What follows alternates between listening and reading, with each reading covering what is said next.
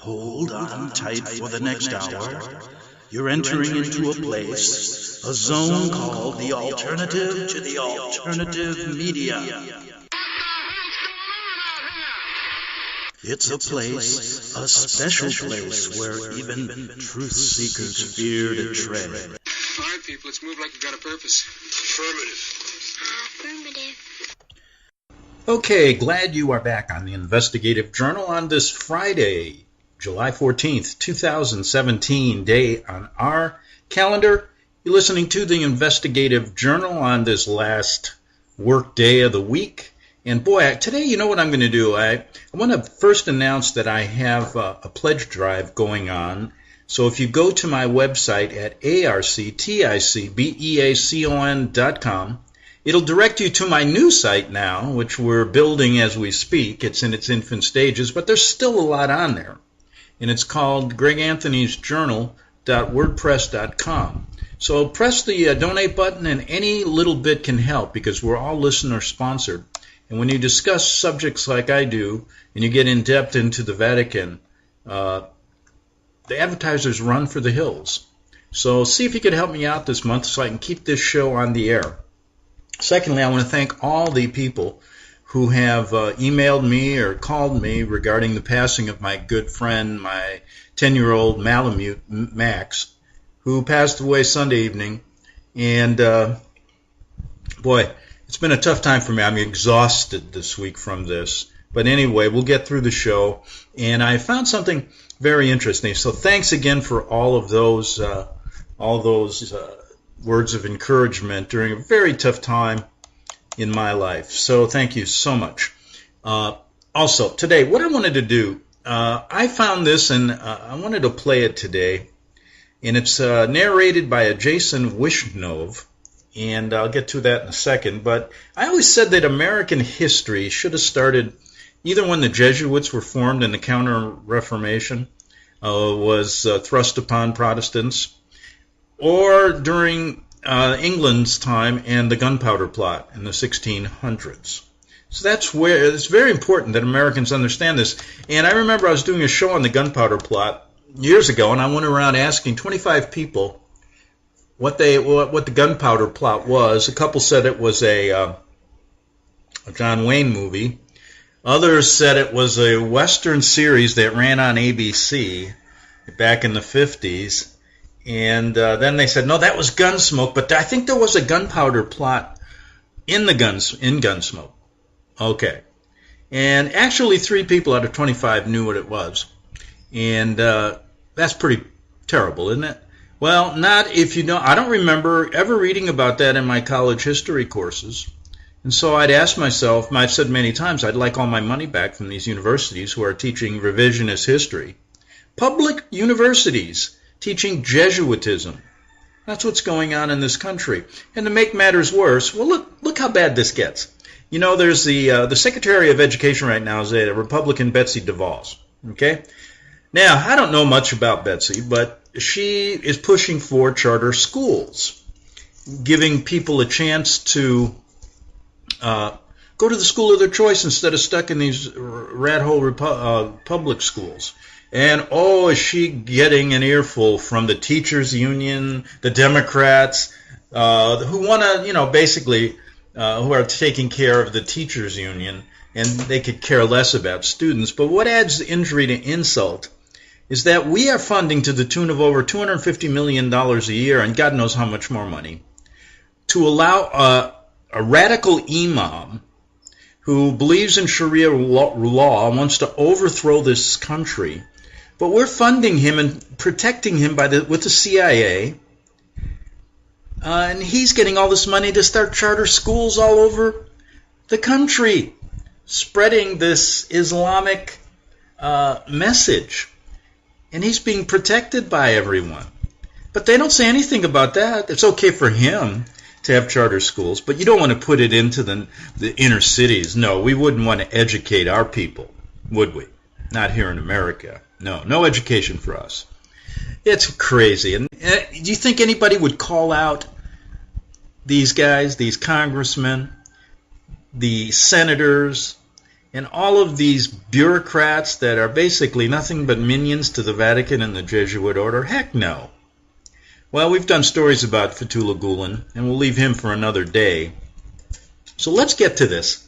This is what caused the gunpowder treason, okay? And I always like to get a few different views on this, because you never know what you pick up in if you put everything together in a big pot, and somehow you get the truth, you start pulling out the truth.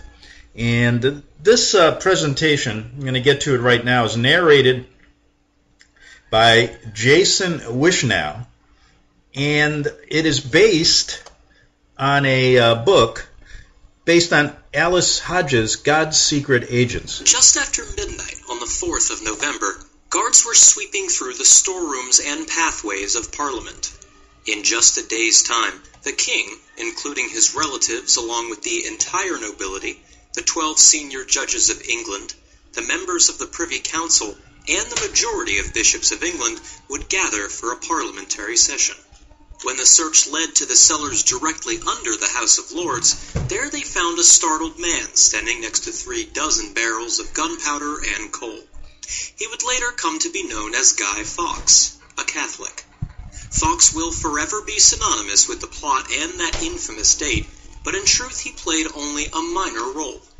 To understand what led to the powder treason, we have to go back almost a century.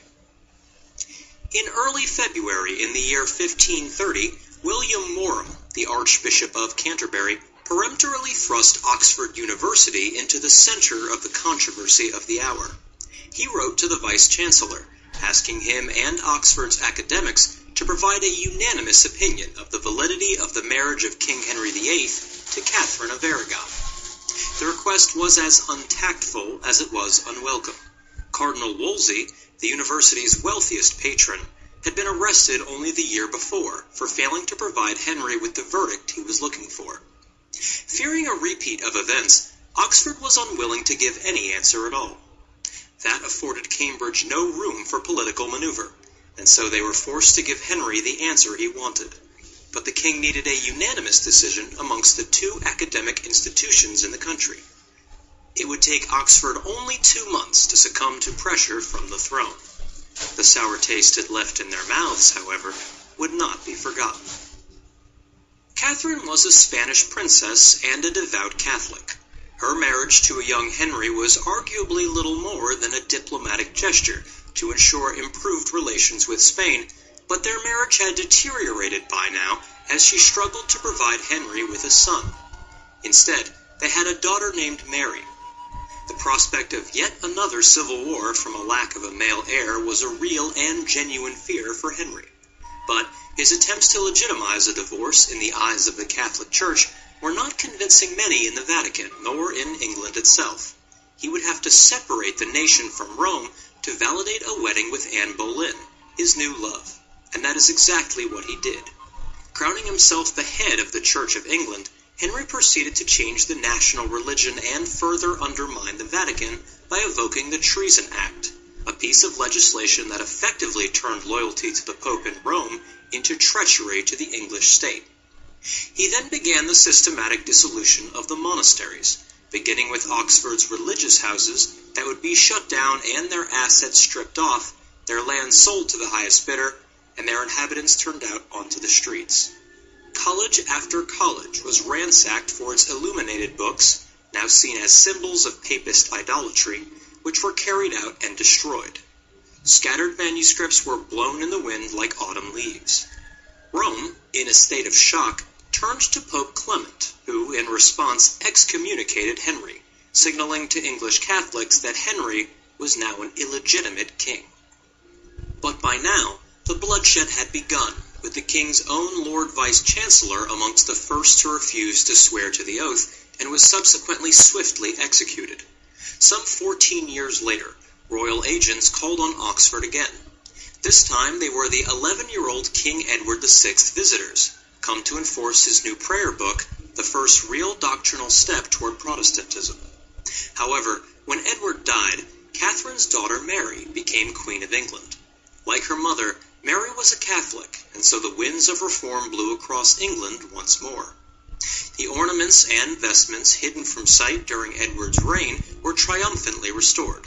Communion tables were quickly replaced with altars, and the Great Bible and the Book of Communion, all of which were demanded by Edward's agents, were summarily destroyed. Then had come marriage to the reviled King Philip of Spain, the burning of Protestants, affording her the nickname Bloody Mary, and a disastrous war with France. And with the stench of the execution pyres fresh in their nostrils, many awaited her death with impatience. When she died in November 1558, it was her half-sister Elizabeth who was to succeed her on the throne.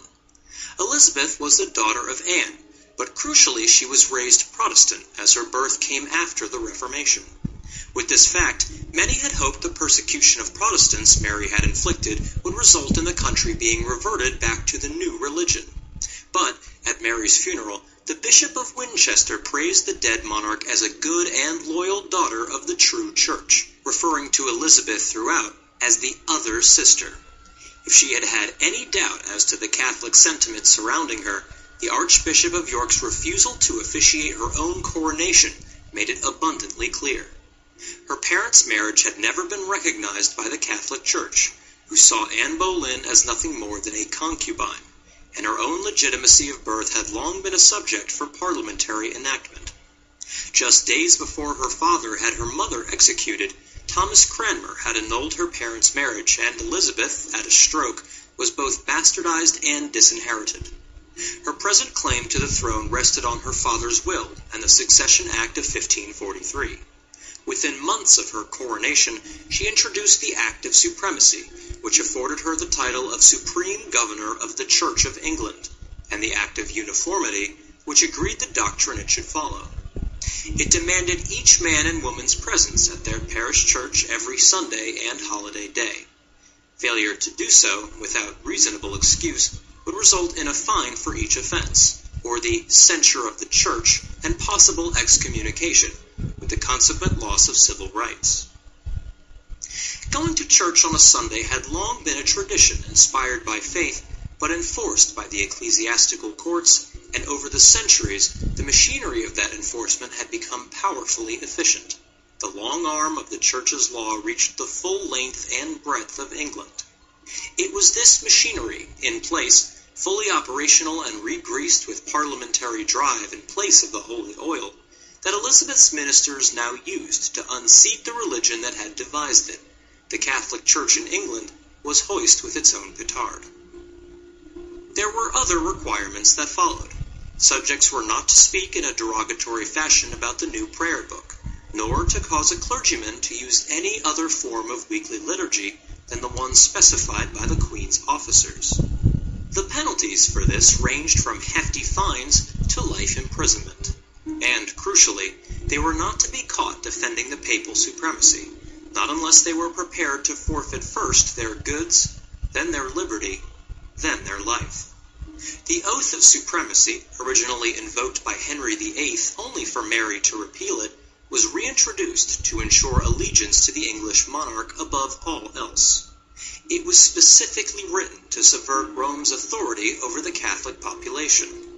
The state would argue now, and during the trials of those involved in the Powder Plot, that the fundamental issue here was national security rather than religious oppression. But so long as they kept their weekly appointment at the Queen's new church and their mouths tightly shut, there was nothing to stop them from benefiting from Elizabeth's lenient attitude toward Catholicism. And this was lenience rather than a move toward outright religious tolerance, a lenience born of political realism. When, in the summer of 1562, a number of prominent Catholics approached the Spanish ambassador, and through him Rome, to ask if they might worship in the Queen's new church, the answer they received, in the negative, was not considered absolute enough to act upon, so worship there they did. When many local priests became aware of the level of Catholic feeling in their parishes, they made adjustments accordingly, so Catholics might have Mass said secretly in their own houses by those very priests who, in church, publicly celebrated the Protestant liturgy. To compromise made sound political sense. The notorious 16th century Cambridge academic, Dr. Andrew Pern of Peterhouse, was known to have changed his religion 3 or 4 times to suit the change of ruler. But when Pern was asked by a close friend to tell her honestly and simply which was the holy religion that would see her safe to heaven, he replied, "I beg you never to tell anyone what I am going to say. If you wish, you can live in the religion which the Queen and the whole kingdom profess. You will have a good life. You will have none of the vexations which Catholics have to suffer. But don't die in it. Die in faith and communion with the Catholic Church, that is, if you want to save your soul." Pern never had the chance to heed his own advice. He died suddenly on the way back to his room after dining with the Archbishop of Canterbury, caught out not only in the wrong faith, but also in the headquarters of that faith, Lambeth Palace itself. In 1566, Elizabeth would arrive at the university's halls and attend debates and disputations, the art of which formed the basis of every student's education. On that Tuesday, a rising young Oxford star, Edmund Campion of St. John's College, would triumph in the natural philosophy disputation, proposing that the tides are caused by the moon's motion. The Queen was delighted with Campion's speech. Her personal advisers immediately offered to become his patrons. But it was indicative of the government's continued anxiety over the problem of Oxford's religious insubordination that one of them, William Cecil, had provided the students in advance with a list of preferred subjects for these debates. Thursday's divinity disputation took as its council-chosen theme whether subjects may fight against wicked princes, allowing little scope for awkward theological reasoning. It would have been a brave and short-lived undergraduate who dared to denounce Elizabeth's break with Rome as wicked to her face. More embarrassing and more damaging still to the royal party would have been a spirited and unopposed defense of the Catholic faith. Oxford's young students were to be given little opportunity to air their religious grievances, but Elizabeth favored the carrot over the stick whenever possible. On February the 28th of October 1558, a sailing ship beat its way slowly up to an English coast, gripped in fear after a Spanish armada intent on overthrowing the Protestant queen stalked the waters near home. On board were 2 young Englishmen, of whom the English government had every reason to feel afraid and suspicious.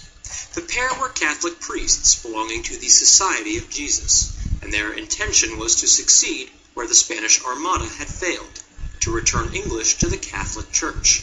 If the Armada was the latest in a progression of Franco-Spanish enterprises, sanctioned by the Pope and designed to restore English Catholicism through force of arms, then these 2 young men represented Rome's second line of spiritual attack, force of argument.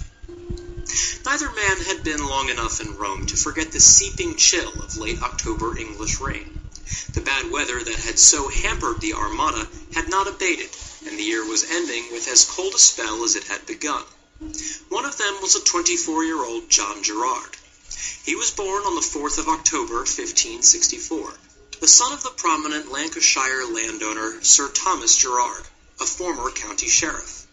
At the age of 5, John Gerard was removed from his parents' care when it was discovered his father was involved in a scheme to rescue the newly imprisoned Mary, Queen of Scots, and restore her to the Scottish throne. Sir Thomas Gerard was arrested and held in the Tower of London until 1573. On his release, he collected his 8-year-old son from the family of strangers on whom he had been forcibly billeted, and returned with him to Lancashire, to Bryn Hall, the Gerards' estate. Whatever the effect on John Gerard of being ripped from his home at so young an age, these events did little to persuade him to conform to the state church. At the age of just 12, he was sent down from Exeter College, Oxford, for refusing to attend a Protestant Easter service. In the summer of 1577, Gerard applied for and received a license to travel abroad to study. For the next 3 years, he attended lectures at Dr. William Allen's English College. Allen, an exiled Oxford academic, had opened the college as a training school for those English boys still wishing to enter the Catholic priesthood, now that this was forbidden to them in their own country. The college also offered a thorough education to any English student unwilling to swear allegiance to the new Church of England, an oath required of all those graduating from the universities of Oxford and Cambridge. At Reims, Gerard first came into contact with a member of the Society of Jesus, an English Jesuit named Lovell, and from Reims he traveled to Clermont, the school of the French Jesuits near Paris, determined to join the society himself. He was not yet 16. The Society of Jesus was a new religious order, founded in 1540 by a Spanish ex-soldier called Ignatius Loyola, with the specific aim of converting the heathen and reconciling the lapsed. Loyola dreamed of countering the rise of Protestantism and restoring the Catholic Church to its former preeminence in Europe. To this end, he had brought all his army training to bear on the problem in hand. "I have never left the army," he explained. "I have only been seconded to the service of God." His Jesuits operated as a tightly knit organization bound by a rigid, even military discipline. And Gerard, who used his time at the college to continue his studies, was quickly impressed by the elite band of priests who taught him. Gerard represented a rising inclination amongst Catholic intellectuals to restore and not abandon a country which they still considered their home. But the Spanish fleet had stoked the flames of anti-Catholic propaganda, he noted.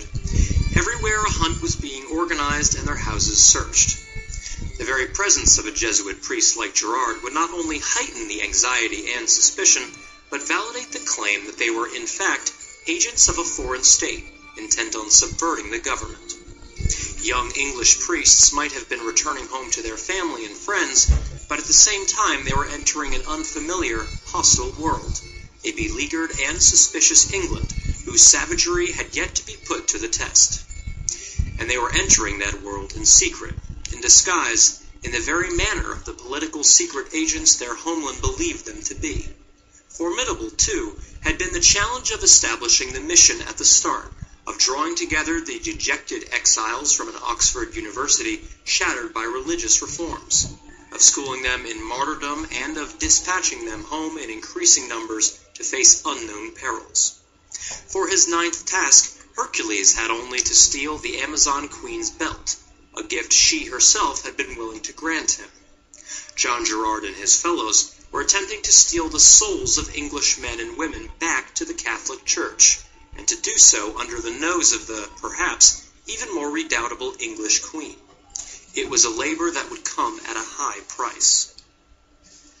The Queen's favorite, Edward Campion, would take a rather different path than was mapped out for him, for he would become a Catholic priest.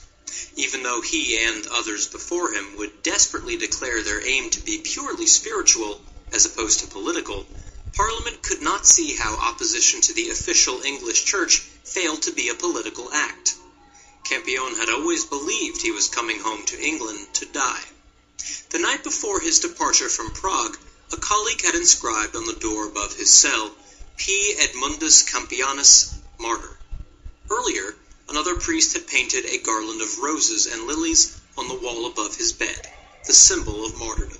On the morning of the 1st of December 1581, Campion was led out from the Tower of London, through the driving rain and the mud-choked streets, to the scaffold, where a crowd assembled to witness his gruesome death. In May the following year, 7 more priests were executed. By now, the crowd was no longer cheering on cue, as the execution of Robert Southwell showed. It took the hangman pulling on his legs before Southwell's body had finally stopped moving, for the rope had been clumsily fixed around his neck. 3 times one of the attending officers moved in to cut him down alive, but the crowd reacted angrily, and from their number Lord Mountjoy stepped forward to stay the man. When the disemboweling was finished and Southwell's head was held aloft to the people, there was silence. No one was heard to cry, "Traitor, traitor," as before times they were wont to do. His head was set upon London Bridge, and his 4 quarters upon 4 gates in the city walls. Okay, I'm going to have to take a break, but we're going to come back and finish this up. The Gunpowder Plot Revisited. Back in 3 minutes on the Investigative Journal.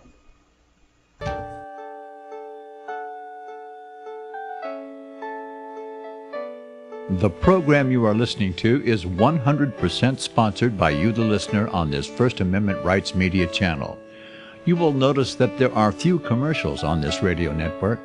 There's a good reason for that. corporate advertising dollars come with strings that limit program content. So without your help, these programs cannot continue on internet or our several affiliates. If you benefit by the educational law programs, we ask you to give. If you are admonished or nurtured by the Bible and ministry programs, we ask you to give. If some voice a cause that you are passionate about, we ask you to give. If you believe in any of these, we ask you to support them as you would a missionary on a continual basis, as if giving a tithe for missionary radio. These programs are not commercially viable and must be supported by those faithful to the cause of truth. Look for the button to sponsor your favorite programs at our listen and schedule pages on the internet. Then, when you subscribe, we will send you the last quarterly MP3 CD of that program immediately, and continue to do so with each new quarter.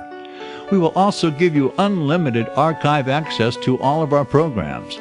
We're asking you to give much less than a tithe, so that you may also send support directly to a particular program host, cause, and anywhere else the Spirit may lead you. Do all to the glory of our God and Creator, for His holy nation, the only kingdom that will last forever. Thank you for listening.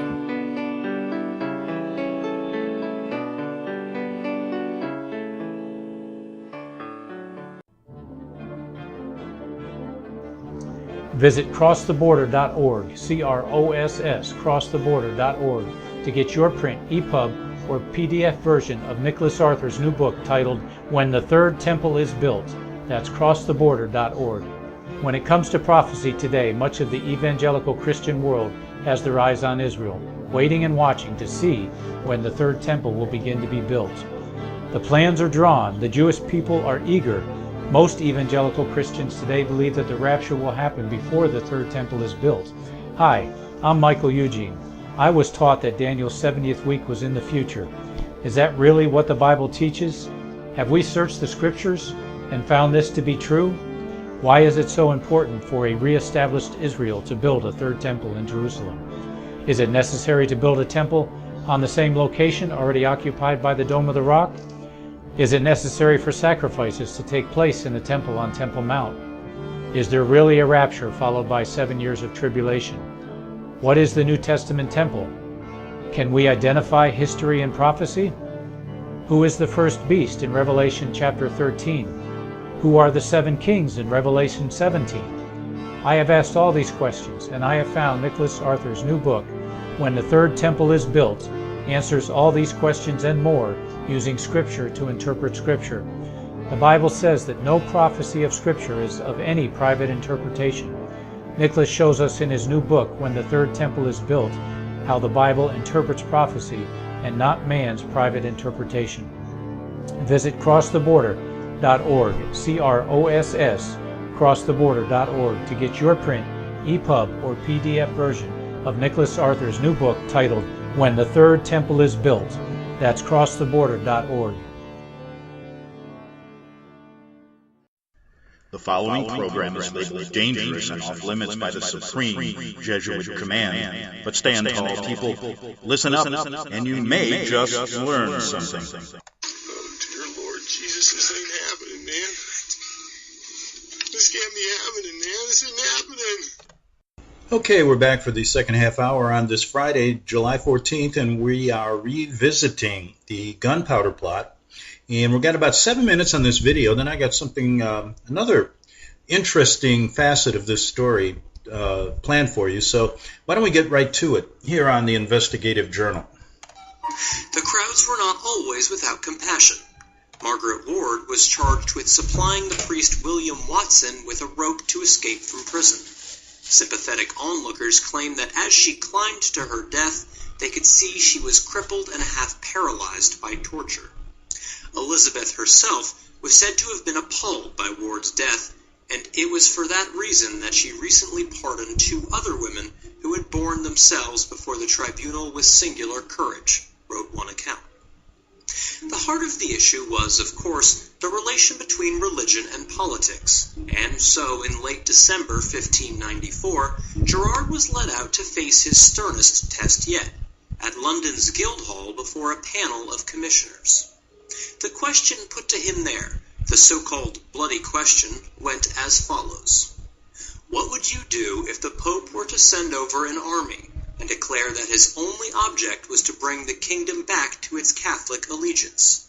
And if he stated at the same time that there was no other way of re-establishing the Catholic faith and commanded everyone by his apostolic authority to support him, whose side would you be on then, the Pope's or the Queen's?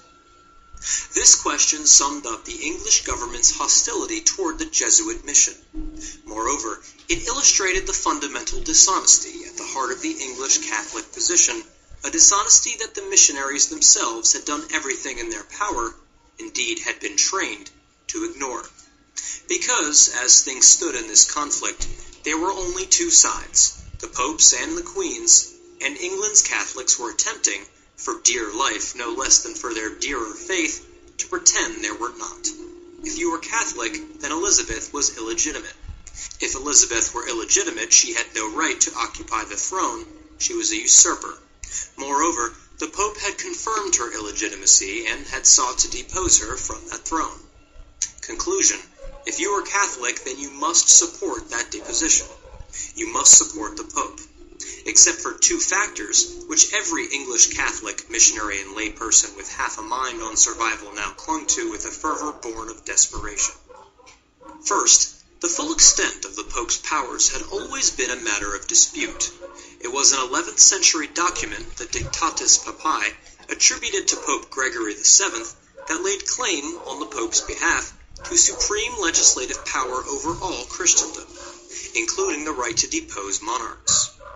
The history of Christendom was littered with examples of willful monarchs dictating policy and compliant popes obeying.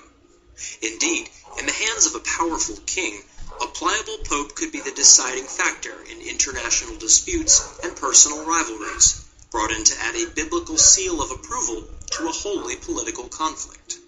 To add further uncertainty to the issue of papal power, the history of Christendom was similarly littered with examples of popes claiming authority over monarchs and monarchs choosing to turn a deaf ear. And this came stamped with the authority of Christ himself. Render unto Caesar the things which be Caesar's, and unto God the things which be God's. Christ's response to a situation of potential dual loyalty similar to that faced by English Catholics now. Crucially, this response suggested that there was a distinction between spiritual and secular jurisdiction, and that Caesar had as much claim on a subject's obedience as God, so long as each kept to his own sphere of influence. The problem was, with the Pope claiming powers of deposition and the English religion a matter of parliamentary legislation, those two spheres did not just overlap, they were almost indistinguishable. In Elizabeth's England, there was nothing so helpful as Caesar's image on the back of a coin, to indicate where loyalty lay at any given moment. The bloody question was the government's attempt to impose from the outside, by means of a single interrogatory, a forced separation of the secular from the spiritual. Unfortunately for English Catholics, the bloody question was unanswerable. When Queen Elizabeth died in the early hours of 1603, it was Mary's son James who would succeed her to the throne.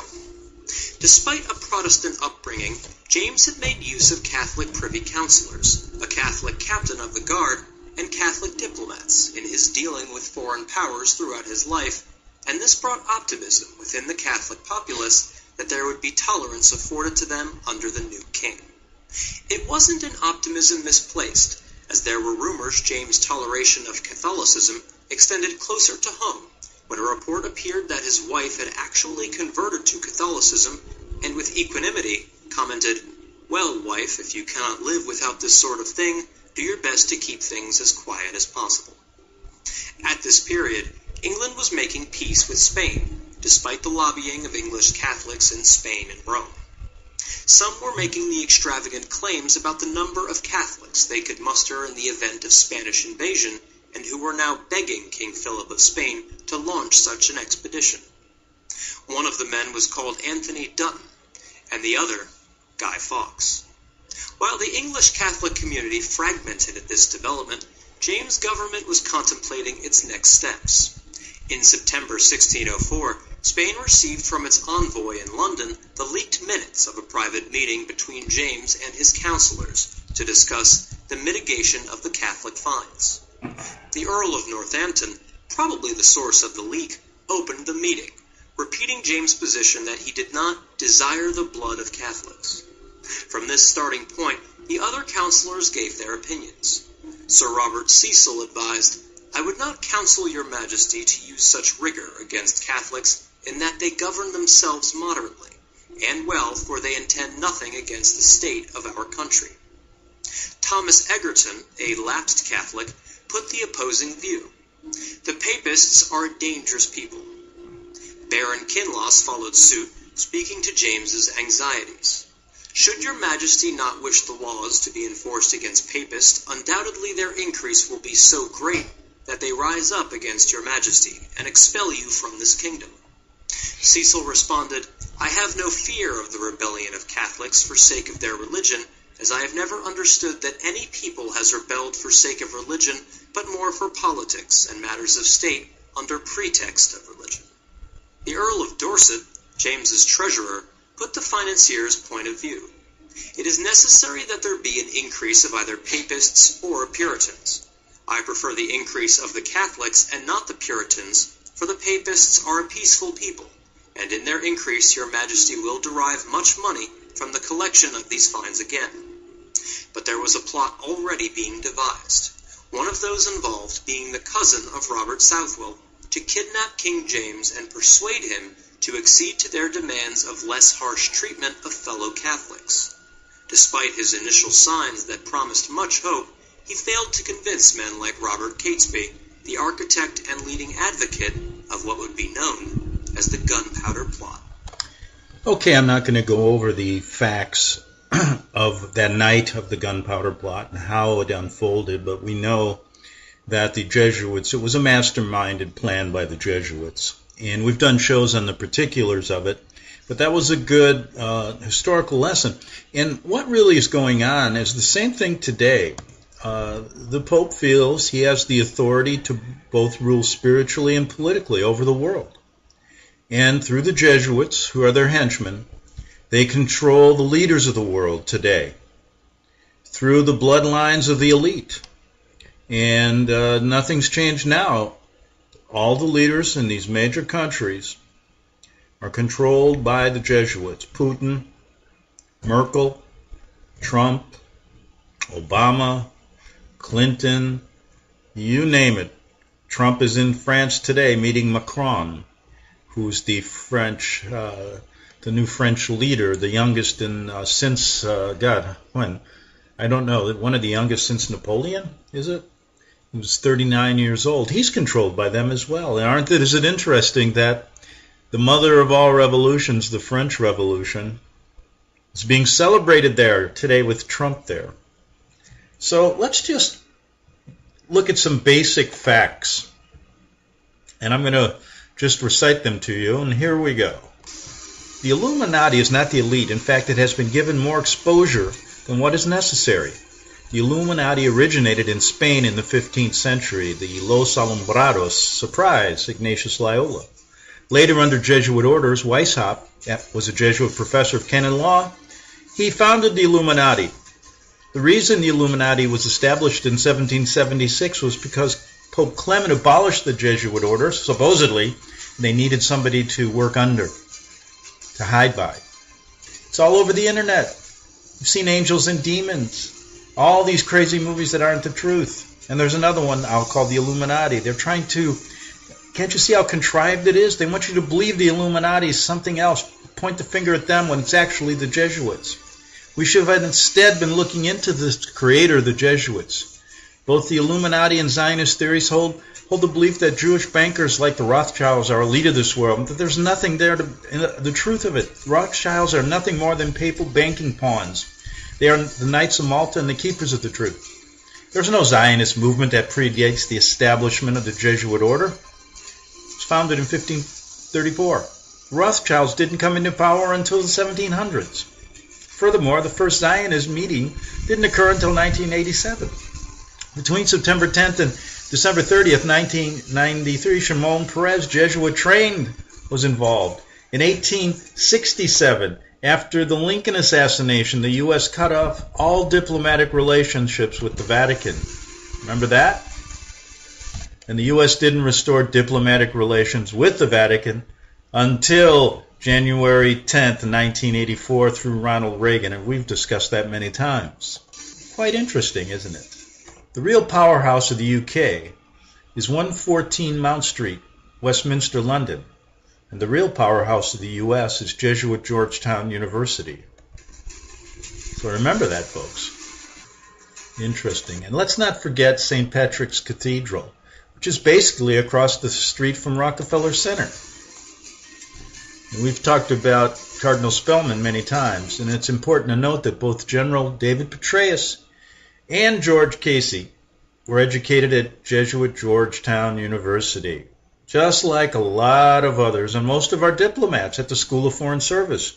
How many times have we talked about Father Edmund Walsh? Go back to some of my shows. It's an incredible story. And you can look, I'm looking now at all the leaders, I don't even know their names, they come from Georgetown. Why don't we just call our government the United States of Georgetown? Because that's basically what it is. Military. I think it's about time we started looking into these families. And we have to.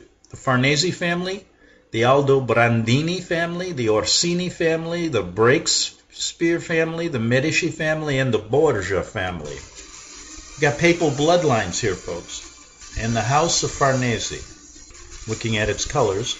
And I just turned the Farnese. They're the Society of Jesus, the secret shadow hierarchy. I'm sure many of you out there have seen this picture of the pentagram on the Pentagon. And now I turn to, just went to the secret shadowy hierarchy of the Jesuits, that presentation called the Papal Bloodlines. Just turn there, because he's talking about the Pentagon, the pentagram at the Pentagon. And here's a picture, I'm going to show, I'll explain it to you, of the Pentagon, the Villa Farnese. It looks exactly like the Pentagon. The Villa Farnese looks exactly like the Pentagon. The Jesuit war rooms. And he's showing some pictures of connections. The Farnese family could trace its origins back to around 984. The family substantially increased its power in the course of the 15th century as their territories reached the southern shore of Lake Bolsena and Montalto, especially thanks to Ranuccio the Elder. So a few little tidbits here of history that we haven't touched on before. That man was commander-in-chief for the neighboring Siena against the Orsini the Orsini family, and after his victory received the title of Senator of Rome. Ranuccio's son, Pier Luigi, married a member of the ancient baronial family of the Catani, thus giving the Farnese further importance in Rome. Always bowing down to the Pontifex Maximus. Isn't that the case, huh? His daughter Julia, who was a mistress of Pope Alexander VI, further expanded the Roman fortunes of her family. She granted her brother Alessandro the title of cardinal. Under Alexander's successor Julius II, he became governor of Marca Acantania, and in 1534 he managed to become pope as Paul III. See all these connections, and they probably exist today.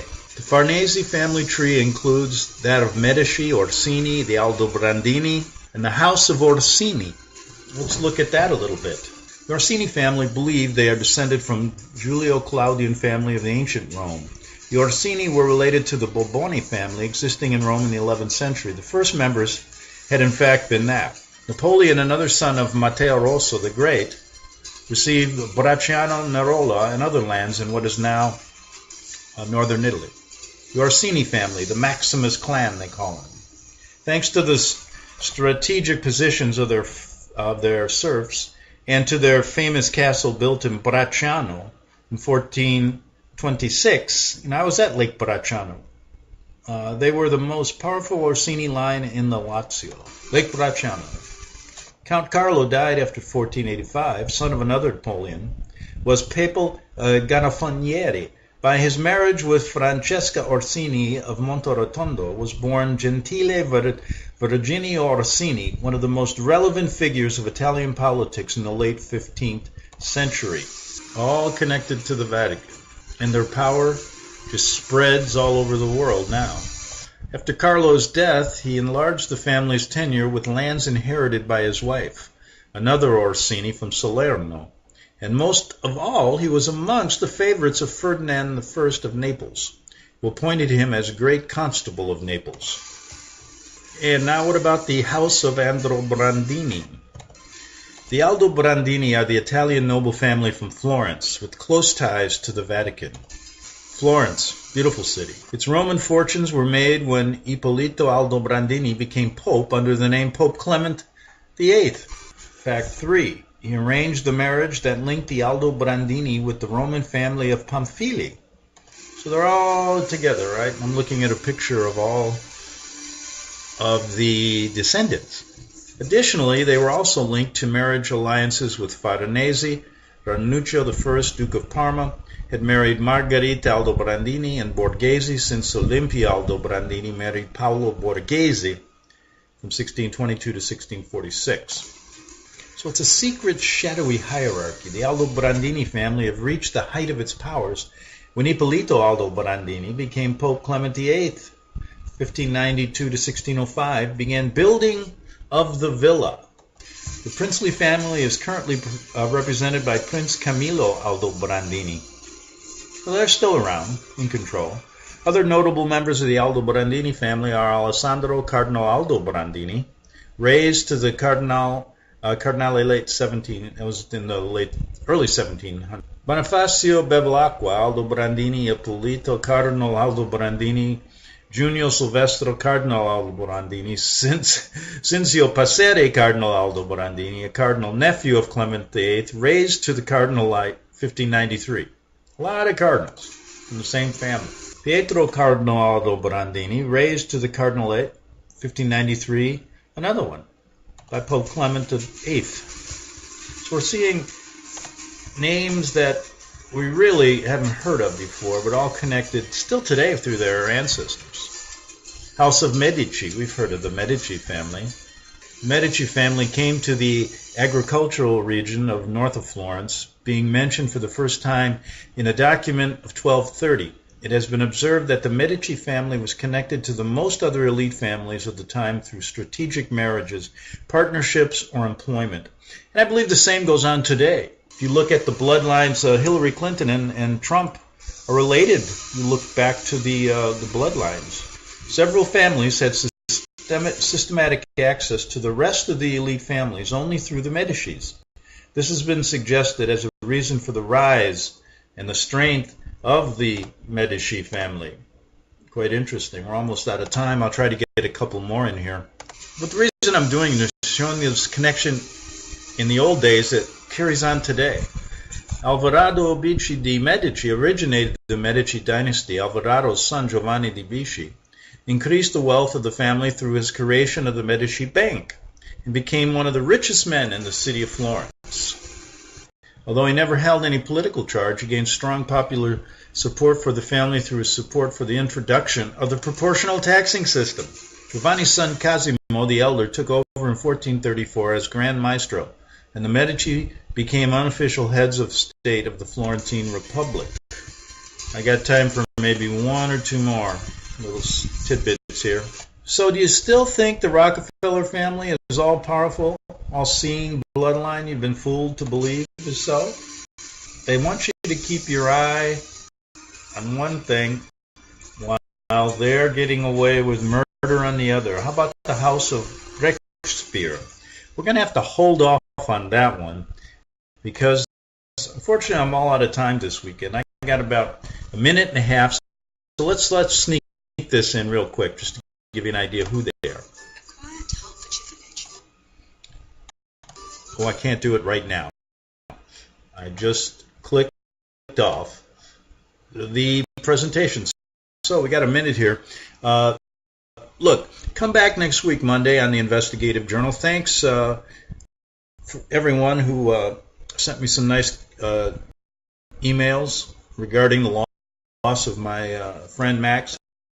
And if you can, go to my website at arcticbeacon.com. That'll direct you over to the new site, and you can donate. And if you'd like, chip in. There's a donate button there. We're trying to run a pledge drive all month to keep this show on the road. So let's see if you can help out. I'd really appreciate it. But anyway, have a good weekend, and we'll be back here Monday on the Investigative Journal with more shows. And basically, the papal bloodlines. Check that out over the weekend, and check out the bloodlines of all of our leaders, all of our presidents. They come from it's very similar bloodlines. It's quite interesting. So we're still being ruled by the papacy without us even knowing it. Back on Monday. Have a good evening. The book of Revelation says, "The spirit of prophecy is the testimony of Jesus Christ." This is at the very heart of FirstAmendmentRadio.com. In that spirit, we have created the Prophecy Reality News app for all of your mobile devices, streaming First Amendment Radio 24 hours a day, 7 days a week. Available for your Apple, Android device, and smartphone, absolutely free. Get the Prophecy Reality News app installed today so you can listen to First Amendment Radio wherever you are. The Prophecy. Since the beginning of time, kings have sought it, nations have fought for it. It has been traded, it has been borrowed, it has been purchased, it has been stolen. There's a reason for it. To secure the blessings of liberty to ourselves and to our posterity.